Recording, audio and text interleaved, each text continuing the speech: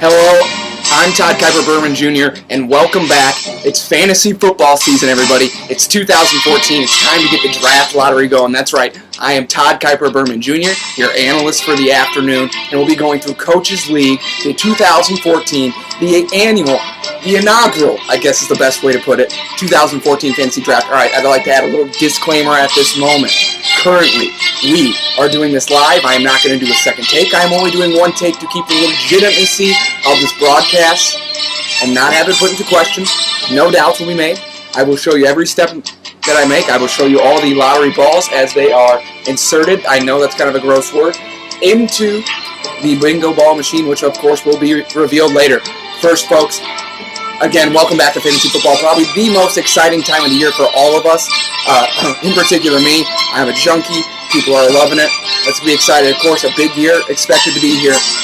Lots of teams competing, lots of trades last year, lots of waiver wire moves that made an impact in the season standings and how the playoffs played out. Now this year, with people working the 9-to-5 jobs, you know they're going to be having more free time at their desk. You've got to expect more research will be done, better things will be done, better moves by teams. You're looking for a deep league this year. The couple expansion teams coming in the league, which we will discuss later. This is going to be a very competitive year for Coaches League. I think everybody's very excited. Obviously, doing the draft lottery in June creates a lot of opportunity for mocks as well. And you know those mocks are going to be helping in the draft. Now let's take a look back at last year's standings. In first place, we have Justin Bollinger. That's right, J-Bo, everybody.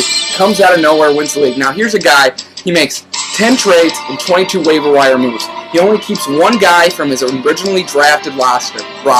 This is a guy that earned his championship, making that many moves, 32 moves throughout a 16-week season. They all paid off. It's 2 moves a week. That's pretty big. You got to be excited for his chances. The guy clearly learned a lot about fantasy football. A guy who, when he first started, wasn't the greatest fantasy football player, turned himself into one through hard work, through determination. You got to be excited for his team this year. The guy who is willing to make the move that's the best for his team. Now, I will actually be, as I'm describing last year's standings, I will be putting your bingo ball into the lottery machine. So here we go. I'm going to show it off. The Justin Bollinger ball, everybody. As you can see, JB, putting it over here to the bingo ball machine, which we'll be showing later. And we now move on to the second place winner, Jeff Up, a guy who absolutely had a phenomenal season. Made a few more trades than expected, not as many waiver wire moves as Justin Bollinger. He capitalized on his number 1 pick he got last year at Adrian Peterson, paid off. Shout out to the jersey. Adrian Peterson, a move that paid off for him. He had steady quarterback play from Luck. You got to look for him to draft Luck in the 2nd or 3rd round this year. Of course, that's projecting a little bit off. We will do a mock draft once the lottery results are revealed. But you got to think he's going to draft a quarterback early. He likes the steady play that a quarterback provides him. A quarterback that can also have the rushing ability that Luck does. He'll occasionally get you that touchdown, get you those 6 points. You got to be excited about that. So, he always goes chalk with his picks too. That's the thing I've noticed from analyzing his past couple years' drafts. If you read a top 200, he will usually take the best player on the board. This is a guy that does his research though, and he knows which players to take risks on, and they usually pay off, and that obviously showed with the 2nd place finish last year in the league. So here we go, everybody. The Jeff Up ball. JU. Looks like a chemistry thing. So now we're moving on to the 3rd place team, RIP Monty Teau's fake girlfriend. A team that scored the most points in the league last year per game, a team that was loaded, the team that won the game by their most points, 13.5. Now the owner, Brett Kohler, did make some questionable moves. He traded Jordy Nelson, who turned out to be a top 5 receiver last year. I take that back. A top 15 receiver. Big difference between the two. You got to watch out. The guy who had Gronkowski and Graham somehow didn't win the league. Owner's probably an effing idiot to somehow pull that off. Let's just get over this team. Let's move on past him because he's not even that exciting to talk about. Now, I guess, moving on to much more exciting things. We got to look at the 4th place team. You got to look at 3rd and Tupac. That's right. That's Reed Merlotti's team. This is a guy who actually used a lot of the players he was drafted. The guy had his research done. He was smart with the moves that he was made. He kept up with the pace of the league. Very, very good player. I think his best pick probably last year, you got to look 2nd round. Brandon Marshall turns himself into a top 10 receiver. Got to be excited about that. Had a few busts. Had a few unfortunate things. Roddy White struggled with injuries all year. Actually ended up trading him. to the previously aforementioned owner, who's still an idiot. Matt Ryan, though, struggled with his offensive line. The Atlanta Falcons had a struggling season. You still think, though, if Merlotti sees him in the late rounds, he's going to snag him. I think he could go quarterback early. This is a guy who likes to steady play from position. He knows the results the position can put up. It's now a quarterback-driven league, so you got to be excited for him. You got to be looking for him to maybe grab a quarterback in the first 2 rounds if you're in this league. He's a patient and methodical fantasy owner as well, only making 2 trades, 15 waiver wire moves. When this guy makes a move, it makes an impact. That's right, folks. You got to watch out for Reed Merlotti, who's slowly, just like Justin Bollinger, the league champion, been crawling up the standings each year. And by crawling, I don't mean that in any offensive way. I mean that in the most complimentary way possible. So, folks, Reed Merlotti, 3rd and 2 pod. You got to be excited to see what his name is this year. You know it's going to be rap-related. You know it's going to be probably a little too black for him, but you know you're going to laugh at it, and you know his team is going to be a team that's going to be up there late in the season. So, without further ado, Reed Merlotti. We now move on to the 5th place team, and folks, if you don't believe in destiny, I think you have to look no farther than the 5th Year for Life team. I think that'll change your mind. That's right, the team owned by Jason Hummer, the team that was named 5th Year for Life, ends up in 5th place. You got to think karma came back to bite him in the butt a little bit on that one. Now, the owner, Jason Hummer, he is a guy that's going to look for your top players, your gritty players, your grindy players. That's the kind of guy he goes after. Those are the kind of guys that have paid off results. For example, Demaryius Thomas got in the 3rd round last year, ended up being the top wide receiver overall. A big guy with a big frame who likes to control the ball and control the situation up in the air. You got to look for players like that on Hummer's roster. He's always finding late round steals. In particular, he found Kyle Rudolph, who turned out to be a pretty good tight end, a productive fantasy tight end, until, of course, he went down with the injury. Overall, you got to look at one pick last year that might have determined this team's fate, and that was Tim Tebow with the 191st overall pick. Not really sure what dividends he thought that was going to pay off, but they didn't pay off. It was a waste of a pick. But overall, though, a guy with a quality draft, didn't make many moves, was very happy with his team, ended up with a 5th place finish, which of course was not to his liking, but this guy knows what he's doing. He had injuries ravage his roster this year, and it was a championship. Could have been squandered. It could have been a chance. This guy does his research. He knows his sports. He knows what he's talking about. You got to watch out for the 5th Year for Life. If they come back for round 2, you gotta be worried about Hummer's team. The guy always knows. He's always one step ahead of people. He's a plotter. He's a thinker. He's a campaign manager guy. He can manage a fantasy football team, folks. So without further ado, Jason Hummer. So moving on to the 6th place team, I know you people are probably getting a little antsy at this point, but I just keep talking. And like I said, doing this all in one take. Hope you're enjoying the music in the background. Again, I'm Todd Kuiper Berman Jr. Moving on to the 6th place team, the team with probably the most vulgar name, owned by, of course, Kyle Eaglehoff. Let me see your TDs. His draft strategy was all over charts last year, folks. That's the only way to put it. He drafted 2 defenses. He drafted 2 kickers. Obviously a rookie fantasy player, a guy that didn't know much about the game. He made some moves, though, 27 waiver wire transactions. This guy was busy on the waiver market, made 3 trades, made an impact for his team, because when you're drafting 2 defenses and 2 kickers, you got to expect yourself to finish lower than 6th place. Eaglehoff bounced back, had a great year. McFadden, though, that's the biggest bust of last year. He drafted him in the 3rd round. McFadden, who was a bigger tease in fantasy football than Shan was in regards to giving Eaglehoff blowjobs. You got to look for this guy to be smarter with his picks this year. He did snag Giovanni Bernard late in the draft. He's obviously not going to be able to do that this year. Grab the Seahawks defense. That was a big turning point for his team. 6th place, though. You're hoping for his sake he doesn't draft 2 kickers this year, and you're hoping for his sake he doesn't draft 2 defenses, because it's not necessary. There's your hint. So there you go. Kyle Eaglehoff, everybody. Let me see your TDs. Can't wait to see what his name comes up with this year. Here it is, the KE. Killer Instinct. KE.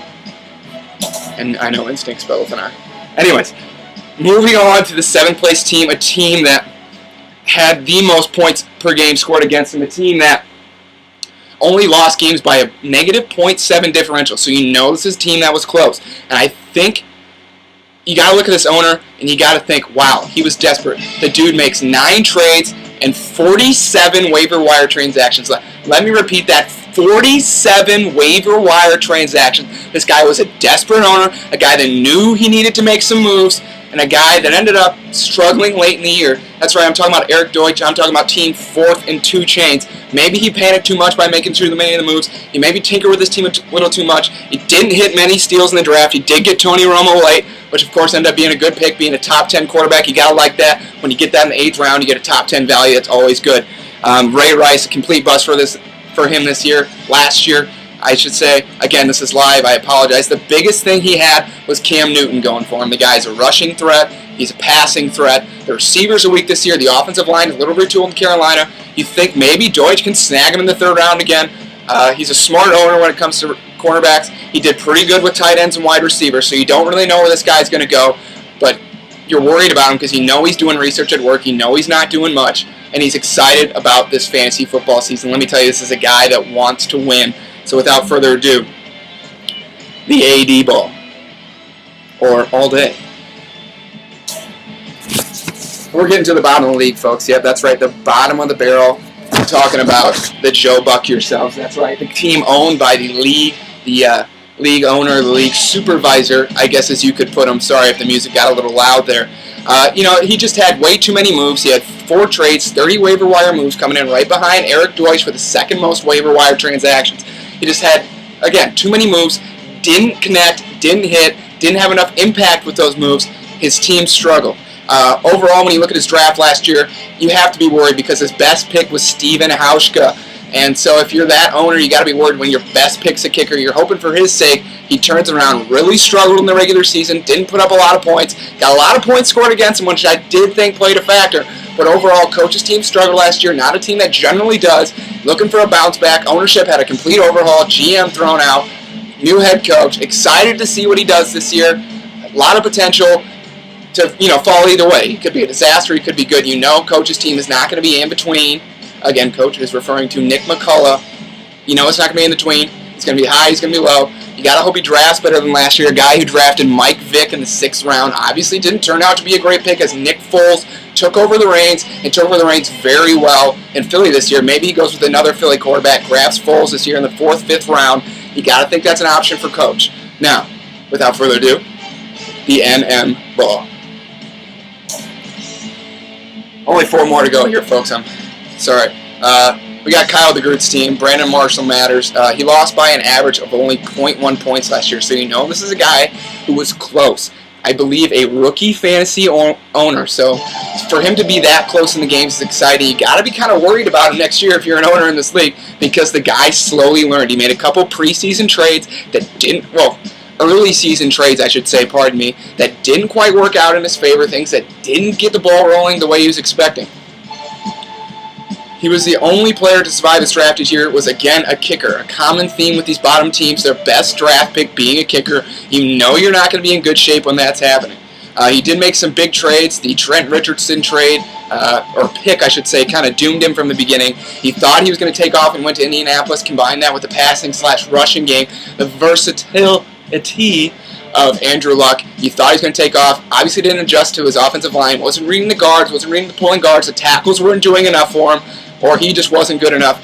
The guy who was very hyped coming out of Alabama, I believe a Heisman Trophy winner, really blew up in Kyle DeGroot's face. It's a guy, though, that did end up with Peyton Manning. He kept him in a lot of games, so you got to expect he's enamored with the quarterback early if he's going to draft him. So without further ado, the Kyle DeGroot ball. All right, and last place, a team that really got hard to watch towards the end of the year. Just like Blaine Gabbert's career. That's right, Blaine's World, owned by Tyler Koenig, another new owner to the league, I believe. He only had 1 trade, only had 8 waiver wire transactions. Again, it got hard to watch. You wondered if he was even checking his team towards the end of the season. His best pick, though, was easily Josh Gordon. Snagged him in the 14th round, 163rd overall. A guy who will probably be suspended this year, so don't look for him to grab Gordon again this year unless he likes taking risks, which of course he did last year with his suspension. He also hit on Emmanuel Sanders in the 6th at the 67th overall pick, a guy that's probably going to go much higher this year with his move to Denver. Now, Koenig's team didn't put up a lot of points, only 69.4 points per game, and despite the fact that he had the lowest points scored against him, he had a very terrible regular season record, 2-10. You hope for his sake he turns it around. It was a learning experience for him last year, and he actually checks his team this year, and you wish him the best of luck moving forward, and you wish him a better career than Blaine Gabbert, that's for sure. So without further ado, the Tyler Koenig ball. TK. And now we're moving on to our two expansion franchises. Franchise we haven't seen much of in Coaches League. Franchises we don't really know what to expect, but we do know their owners are coming in and they expect to compete right away. In particular, we have Mike Marowen, who I know from experience is Todd Kuiper Berman Jr. and a source close to him. Well, actually, a source of Todd Kuiper Berman Jr. That's right, that's me.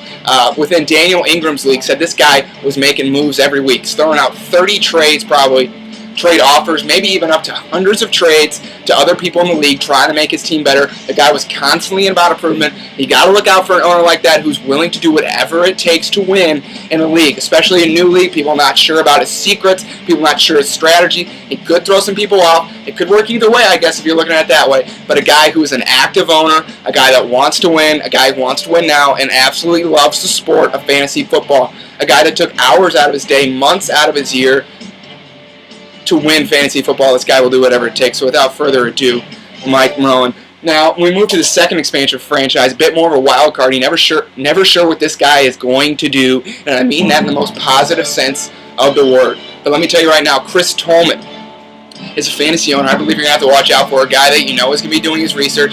Again, a guy such like most of these owners in the league that do not want to lose. He wants the bragging rights. He wants to rub his victories every week in his opponent's face. And he's going to look for the big players. He's going to look for the best players. He's a big play kind of guy. You got to think he's going to go with some playmakers early in the round. Maybe take some risks on some rookies. Maybe a Sammy Watkins or something in the 5th round. You got to be excited for his playmaking potential in Buffalo with C.J. Spiller and E.J. Manuel. Again, Chris Tolman, a guy, bit of a wild card, a little bit less known about him than Mike Marowen, but you got to be excited to have him in addition to a league. And actually, I'd like to take this time as Todd Kuiper Berman Jr. to read the official welcome note to Marowen and Tolman into the league. From the league, welcome. Fucking beautiful. So anyways, without further ado, I know you've been waiting almost 20 minutes for the actual draft lottery and the following mock. So here's the Chris Tolman ball. And without further ado, the lottery will commence. I'm going to turn the music off because I just want this to be as epic as a moment as possible. I want people to be sitting on their chairs. Of course, if the music were to turn off, it would work out a lot better for me. It's currently not working, and I'm not sure what to do. There it is, using the wrong remote. Okay, and that, anyways, the draft lottery. I'm moving my computer here, so I apologize if there's a bit of a little bit of a thing in the camera. Our camera crew is working the best they can to make this a smooth shot, a smooth transition. Things could get a little crazy here. Balls could fly out of the bingo machine. But, you know, we're going to do our best to make sure this goes well. So, without further ado, and hold on, let me grab a pen so I can write this down and make sure the draft order is done as best as possible. That's right, folks. We care about quality here in Coaches League. We care about parity. We care about winning. And we just care about fantasy football. So again, without further ado, the first pick. Everybody's ball was seen in there. And here we go. And the first pick goes to a ball that just went flying out of the bingo ball machine. Let's check it out. A team that got 4th place last year. That's right, everybody. With the first pick, it goes to Reed Merlati. Everybody check it out. Reed Merlati. Here we go. And with the second pick, we'll go to a newcomer, franchise owner, Mike Marowen. That's right, Mike Marowen, everybody. Second pick overall in the draft. Third pick goes to a team that struggled last year. He's going to be excited about getting this pick, Nick McCullough. So far, let's just make sure we have everything right. We have Reed, we have Marowen,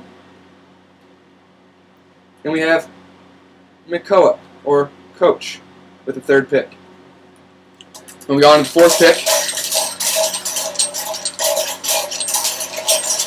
and the fourth pick goes to another expansion owner, Chris Tolman. Congratulations, Chris, on the fourth pick. Let me write this down real quick. I obviously understand this is getting a little spotty at this point. So we got Tolman with the 4th pick. Again, that was a test run earlier with the first pick. I just wanted to make sure everything would go right. So here we go with the 5th pick.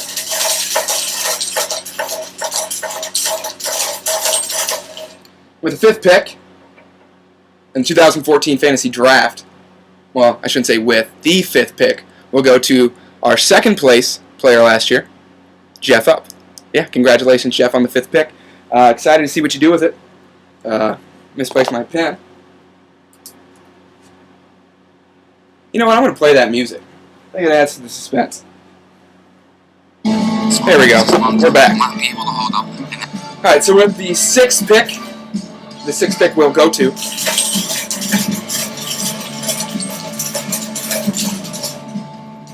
The last place team from last year, Tyler Koenig, is 6th pick. You gotta be happy for him there. A team that struggled last year. If he can capitalize on some draft picks, middle of the road, you're excited to see his potential. You're excited to see what happens. So Tyler Koenig, 6th pick overall. Congratulations.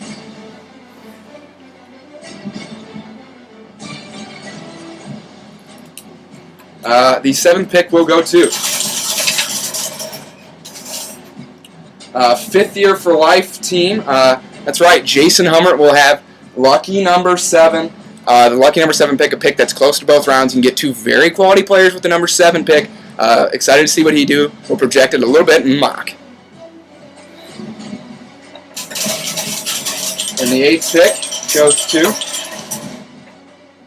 last year's league champion. Hold on, let me write Hummert down. The last year's league champion, Justin Bollinger.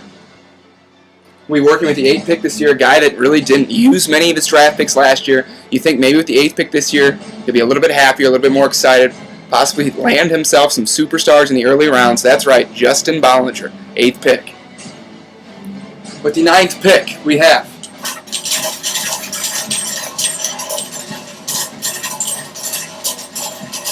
a bingo machine that won't pick up a ball.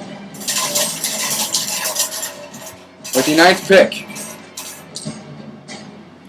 Kyle DeGroot. That's right, DeGroot, another team that struggled, a team that was very close last year, the 9th pick. You think he can capitalize on it? Again, mock draft soon following after this.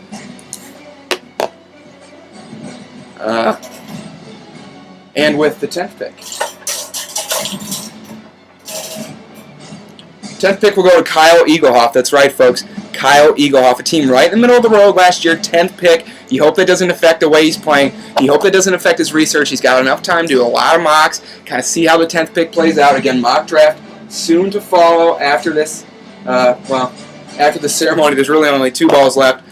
So we know who it could be.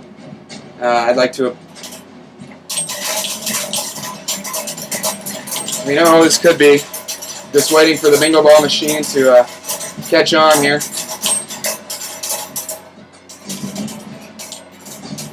And with the 11th pick, Eric Deutsch will be selecting a guy, again, who made a lot of moves last year with the 11th pick. You got to think that's going to happen again. He works a 9-to-5 job. He's got a lot of time to do some research. Eric Deutsch, 11th pick.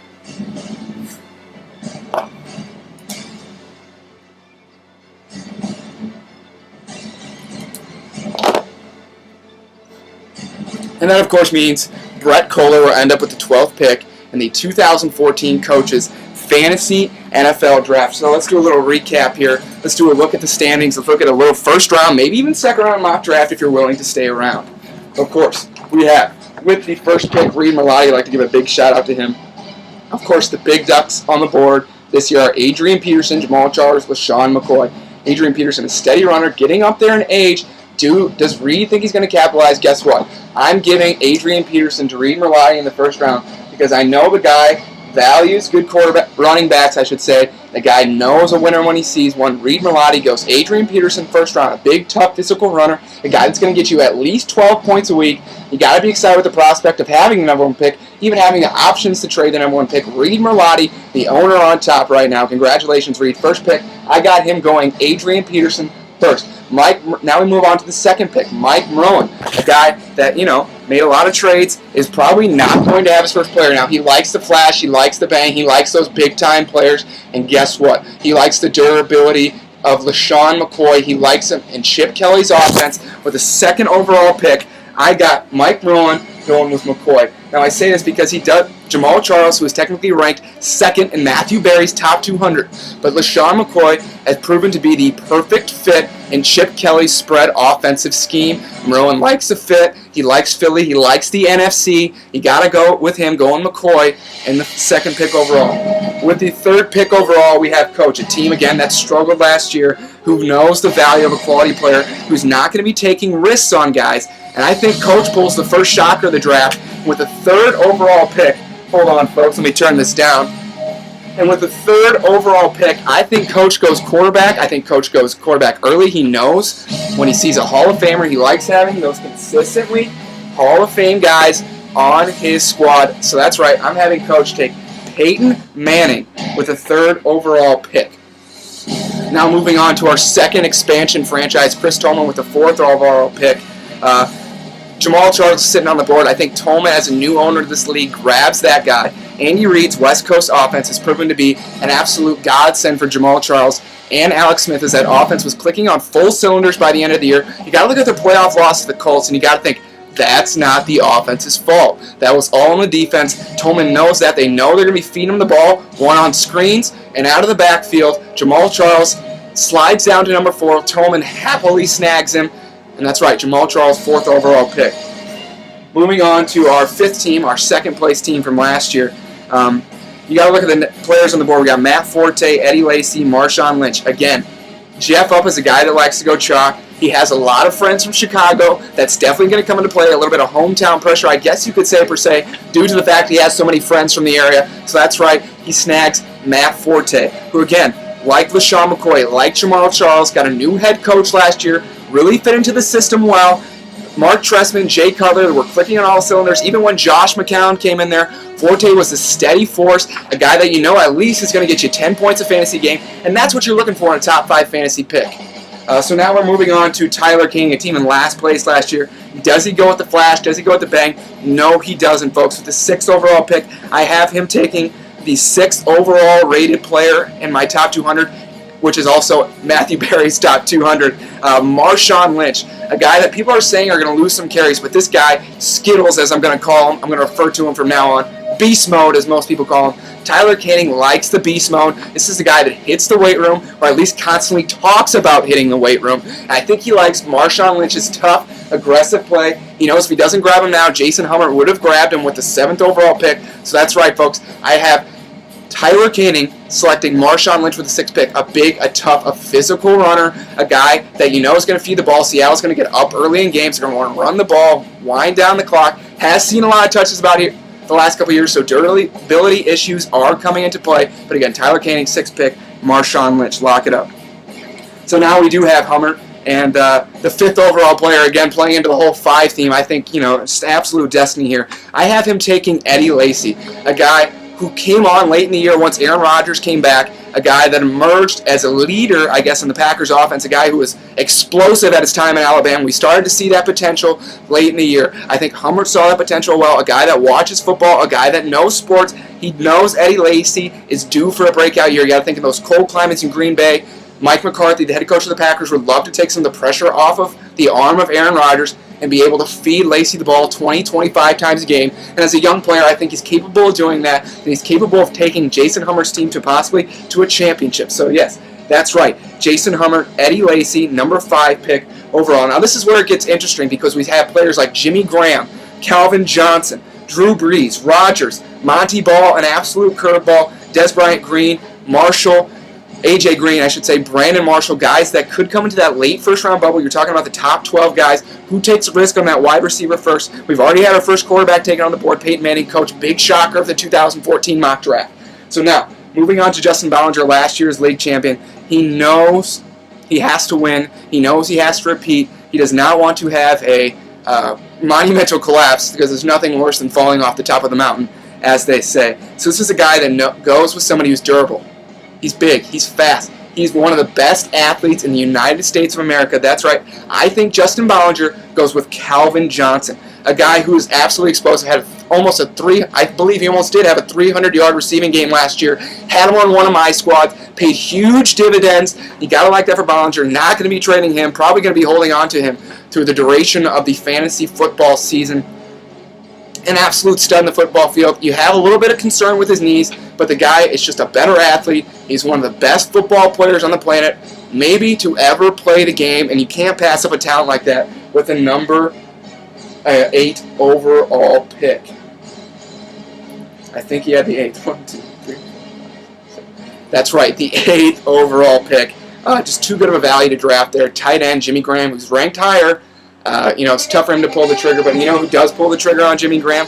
Not Kyle DeGroot. That's right. Kyle DeGroot believes in Drew Brees. He believes in good quarterback play, but that's not who he's going to go with. He is going to go with Aaron Rodgers. Oh, yes, that's right. Aaron Rodgers, despite being a Bears fan, despite hating Aaron Rodgers and the Packers' guts, Kyle DeGroot knows good quarterback play. He had Peyton Manning last year. It helped him a lot. Turned his season around. Again, only lost by 0.1 points per game last year. So this guy, I mean, the value of good quarterback play to him cannot be undervalued. And despite the emergence of Eddie Lacy as an offensive threat on that team, you got to know Rodgers, again, a rushing threat, much like Andrew Luck and Cam Newton, and also probably one of the best players in the game, if not the best players. State Farm commercials have propelled him to a league, to a status of just absolute superstardom.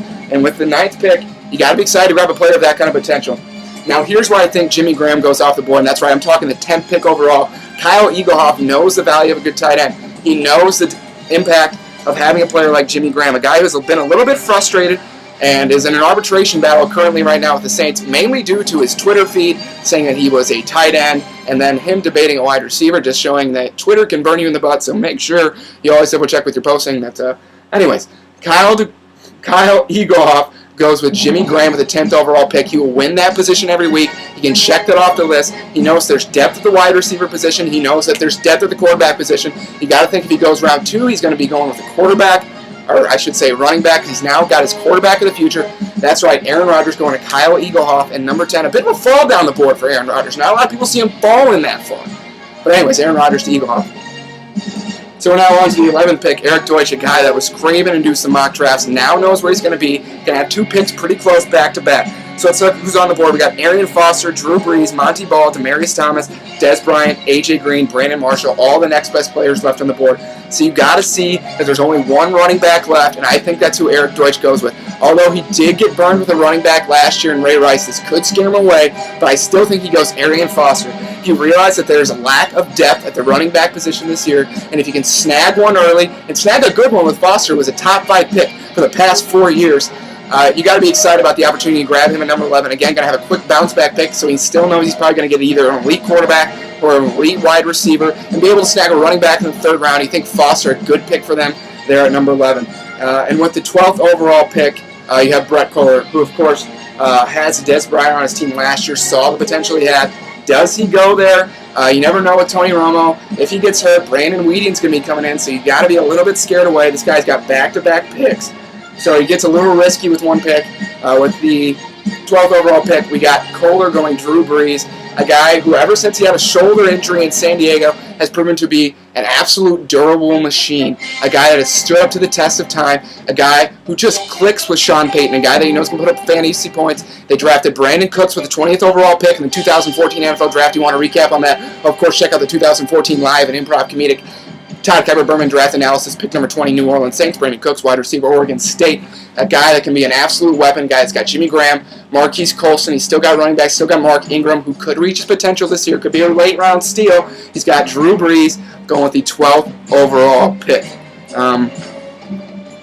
Again, that was the fantasy draft. I hope you all enjoyed. An absolute crazy scenario. I'm looking forward to this year. If you've watched this whole video, congratulations. And hope you all guys are, as Brett, hope you guys are doing well. And see you later.